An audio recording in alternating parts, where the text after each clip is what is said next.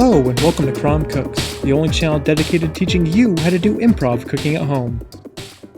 This episode is focused on teaching you about one of the fundamental principles of flavor, which is the balance between salt versus acid. Now, there's a lot of fuss about all the different salts that are out there.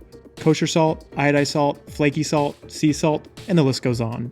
But the important thing to know is that they all play a similar role, which is that they are used to enhance flavor in a dish. What that means is that as you keep adding salt, you actually taste more flavors. So effectively, salt adds body to your dish, making it feel heavier on your palate. So when you taste really salty food, it almost makes you want to sink into your chair. To help counteract this effect, you can add acid to your dish, which is found most prominently in citrus such as lemons and limes, but also in any vinegar that you might find. And regardless of the type of acid you use, you're going to be adding brightness, lifting your dish up, and introducing new flavors that complement the salt. So when applying these flavors to your cooking, they have this tug and pull effect. You typically begin by adding more salt.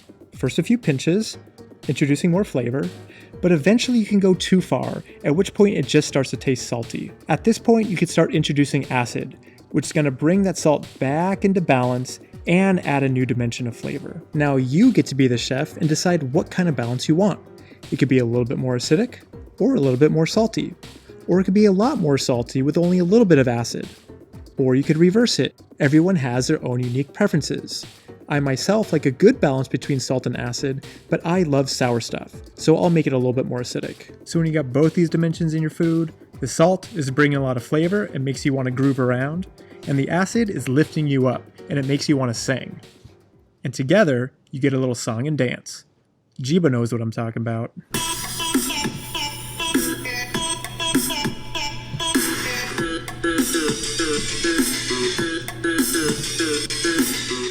Alright, enough talk.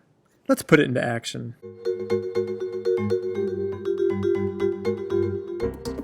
The first dish we're going to make is something that I think every beginner cook should have in their arsenal, which is a simple zucchini soup.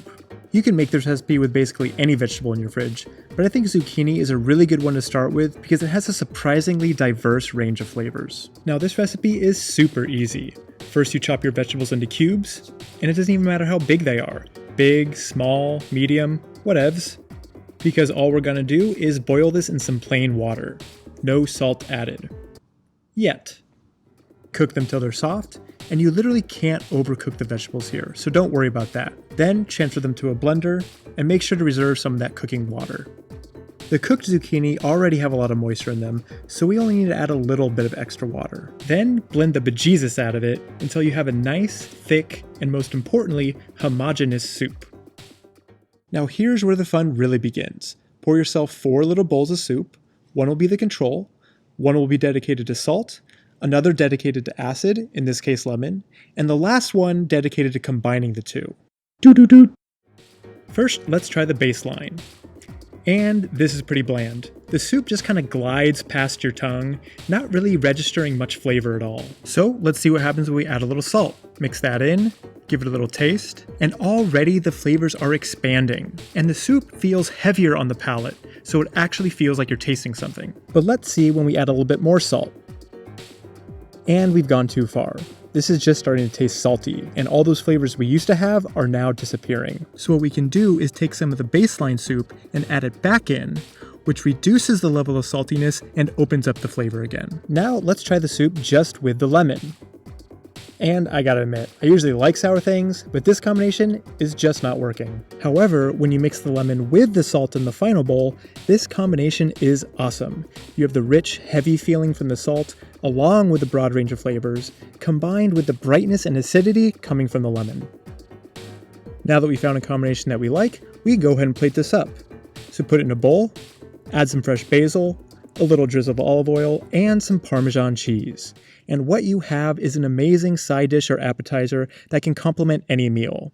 And I guarantee you, this will make anyone love zucchini, even your 5-year-old. So let's try that again, this time with parsnips. And a 5-second recipe. Are you ready?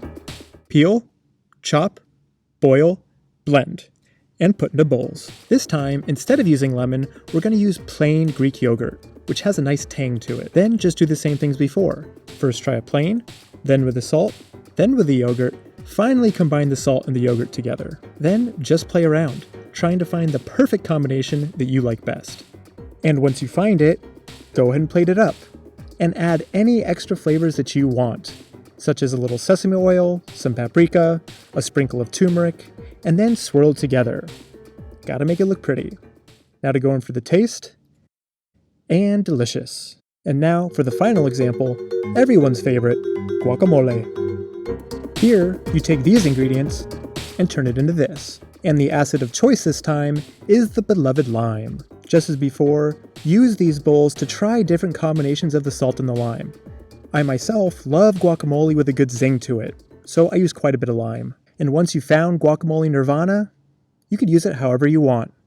I'm going to put it on a couple chicken tacos and enjoy myself a nice little meal at the end of a long day's work. So there you have it. If you want to dramatically improve your ability to cook good food at home, you need to master this principle of flavor: salt versus acid.